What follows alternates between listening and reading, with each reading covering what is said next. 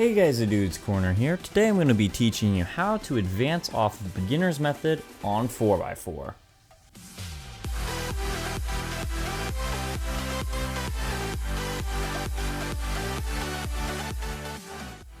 Now a little while back I posted a video on how to advance off of beginner's method on 3x3, and it was a very helpful tutorial for just right after learning beginner's method to advance right afterward. So like how to step directly off of beginner's method to slowly get your way off into advancing.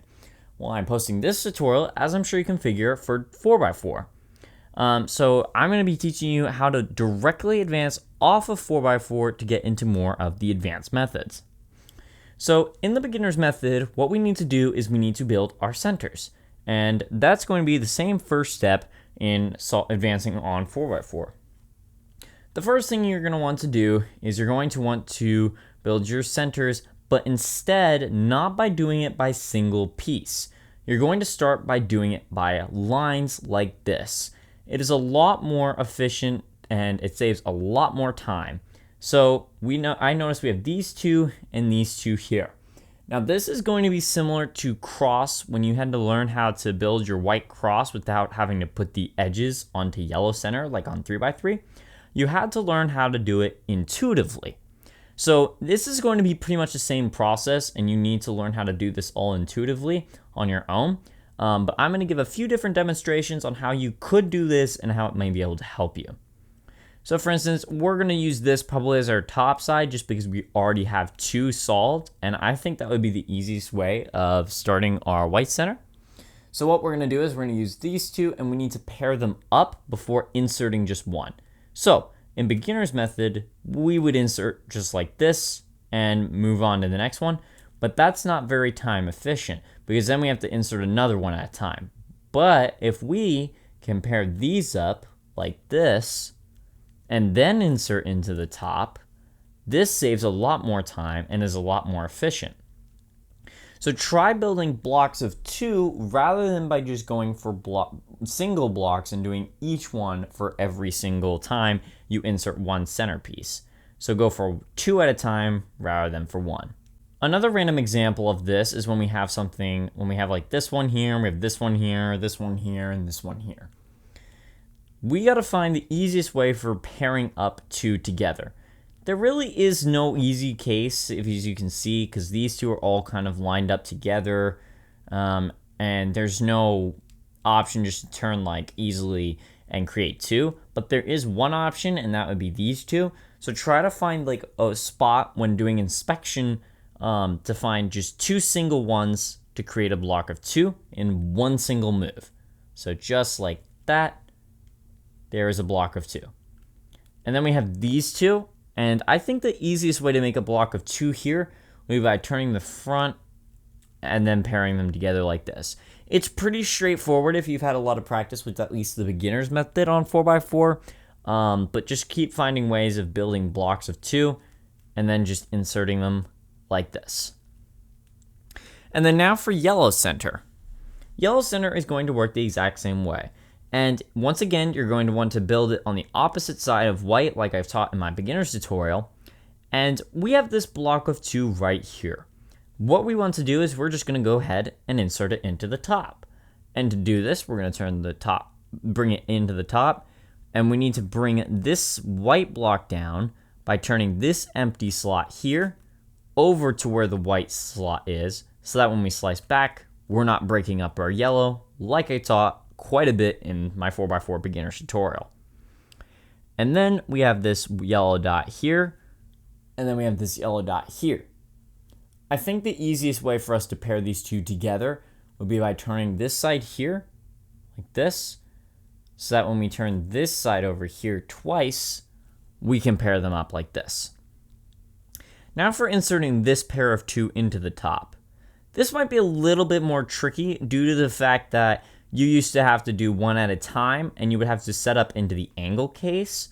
But instead, what we can do is we can line them up like this, rotate it up into where the yellow one is, because if we did it like this, that's just going to break up our white. So we're going to rotate it up like this, turn the top twice, Then when we rotate back to fix the white, we also fix our yellow center like that. Another thing I want to real quick mention for yellow center is if you already have white done and you have one single dot, this technically isn't that good of a thing. Like, it can be helpful, but you really want two on there rather than just one. So if you have one, what you can do is, see, I have this yellow one here. We can just rotate that one in to build a line, rotate this back, and then bring this side back down to fix our white right here. And then from here, we can go ahead and continue by building another line, yellow line, right here. And then we would just follow the same process as I showed you before. Another thing that you can have is when you have these two on top like this, and of course the white light solved on bottom. This can be really a hassle to have to work with. There are there's a few ways of doing this. I'll be showing you two. I think what you should do is you should rotate another piece into the top, so like this, to create a line. Rotate this back, and then bring this back down, and then you'll have a block of 3, and then you would just kind of solve this the way you would in beginner's method. So then like this. Of course, another way for you to solve this would be instead rotate this side up. Now I know that puts this in here, but just ignore that. Notice this one goes back. Turn the top once so that when you can bring this side down, fixing our white, we get a line. And then from here, we can just go ahead and build another line and then finish by solving yellow how I showed you before. Now that's pretty much yellow and white. A lot of this is going to be basic and pretty intuitive, so you can pretty much figure out how to do this on your own from there. And then blue center is going to work the same way. We're going to find, of course, our all of our blue pieces. If we have a line of 2, it would be smart for us, of course, to use it. So we're going to make use of this line of 2 right here, and we're going to go ahead and turn it so that it's on its side. Generally, after you finish your white and yellow center, you're going to want to have it on the side. And the reason for this is because it helps benefit you for building your other pairs of lines. And I'll show you a reason why in just a moment. So we have this blue dot here. We can rotate this to pair it way up here. And this right here is an example of why you want it on its side, because if it was like this, when pairing them, it would break it up down here. So keep it like here. And then we're going to want to turn, pair, and then insert like that to solve yellow. Then of course you could always have no blue line after you solve white and yellow. And this is pretty obvious what you're going to want to do. You're just going to want to build a blue line, just like that, rotate it on the side, and then go from there. So then you have these two. You can pair them up like this. And or of course you could pair them up like that. Either way works. And then you can finish blue center. Red center is going to then work pretty similar. I notice we have this block here. We can rotate that up twice. Rotate it out of the way. That way when we can rebuild blue center. And remember, we want blocks of 2. So these two we need to pair up together. So we can do it just like this. Simple 3 move. And then we have these two.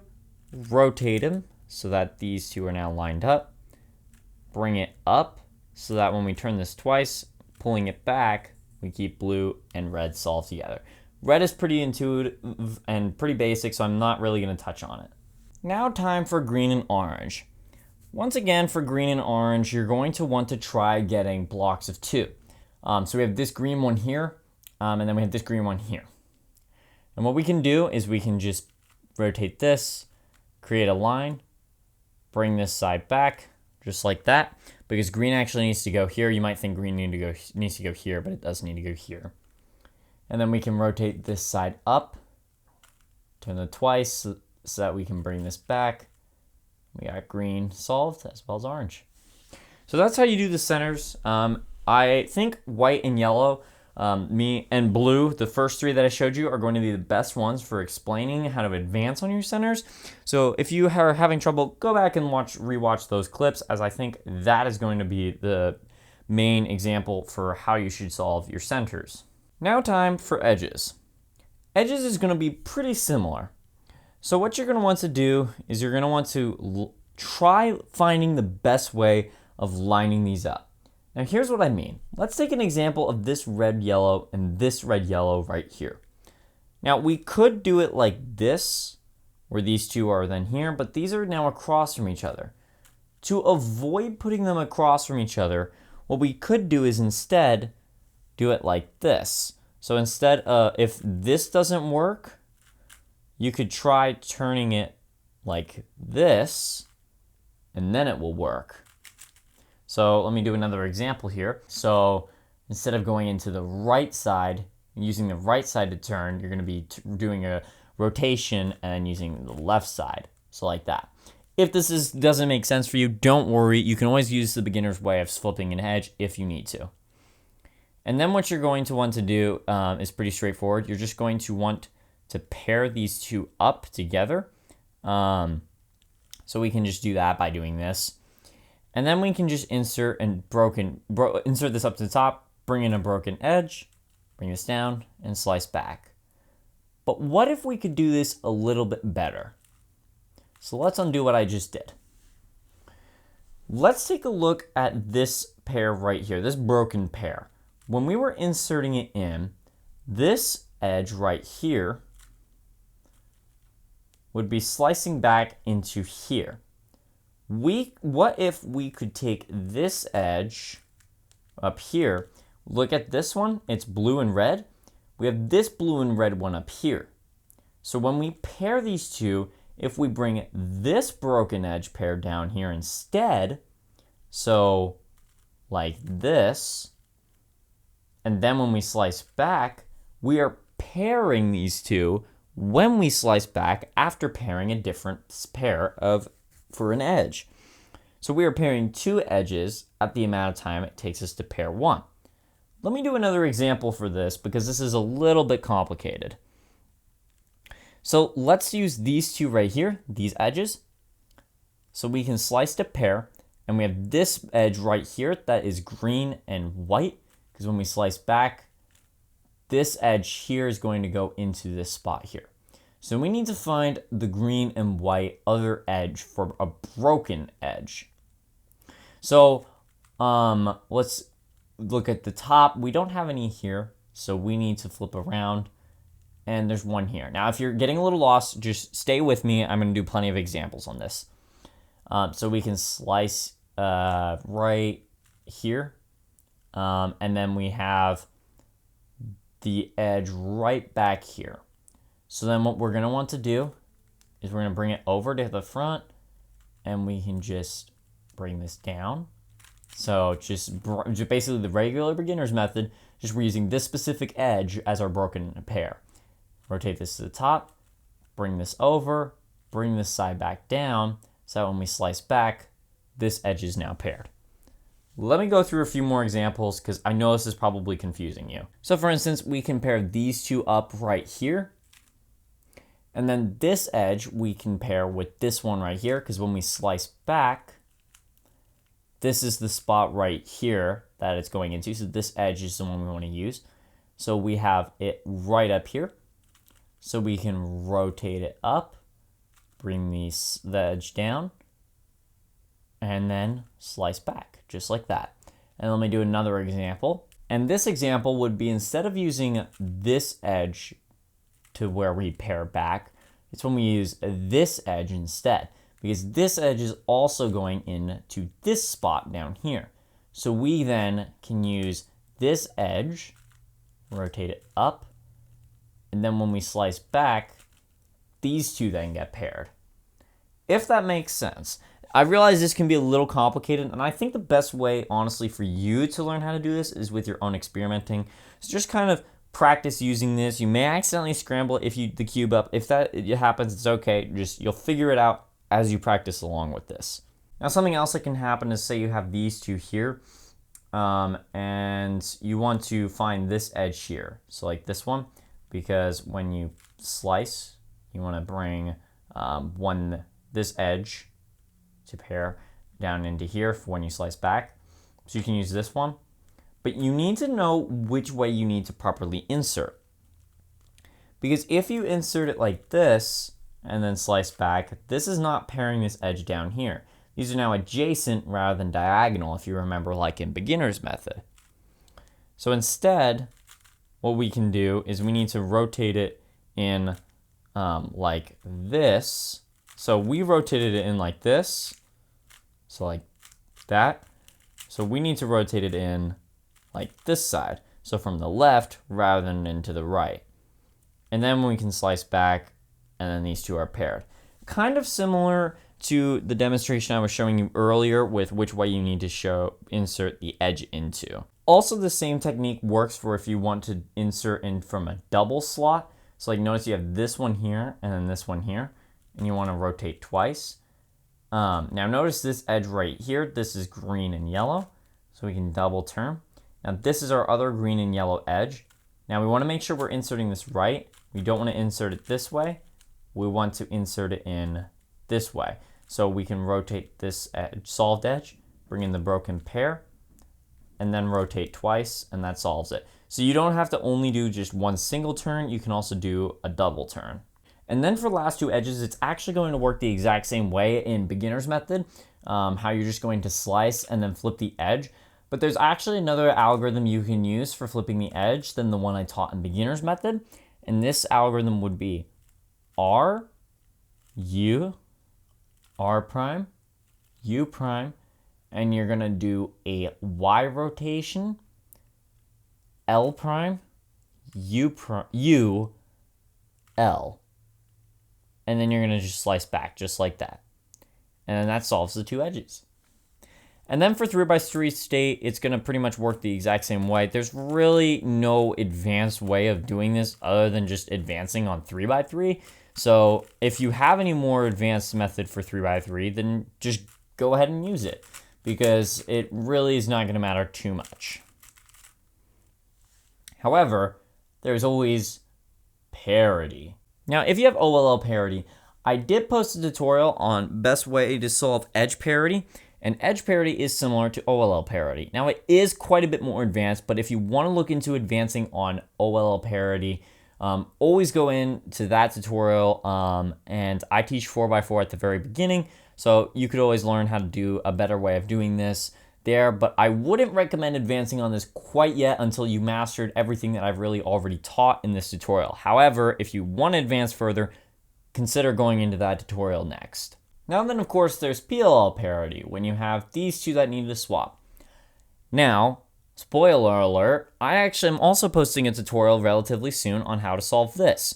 So I would recommend, after you learn everything on this tutorial that I taught for center building and edge pairing, after you learn all of that, go and learn the method for this PLL case here. And after you master that, then go and learn the OLL parity case that I just mentioned. The tutorial for the PLL parity is coming out actually relatively soon, so be on the lookout for that when it is released. But otherwise, that is actually everything for this video. This tutorial is really meant for directly advancing off of beginners. It is ever so slightly a little bit more advanced, but I'm trying to help you out for learning even further advanced methods that will come along the way. So try mastering this method and you should be able to get ready to learn even crazier advanced methods than this. But if you have any questions, please feel free to leave them down in the comment section and I'll try to get back to you as soon as possible. So if you enjoyed this video, please remember to hit that like button down below and hit the subscribe button as well as those bell notifications to be notified when upcoming videos are released. So thank you all so much for watching, and I'll see you all in my next video.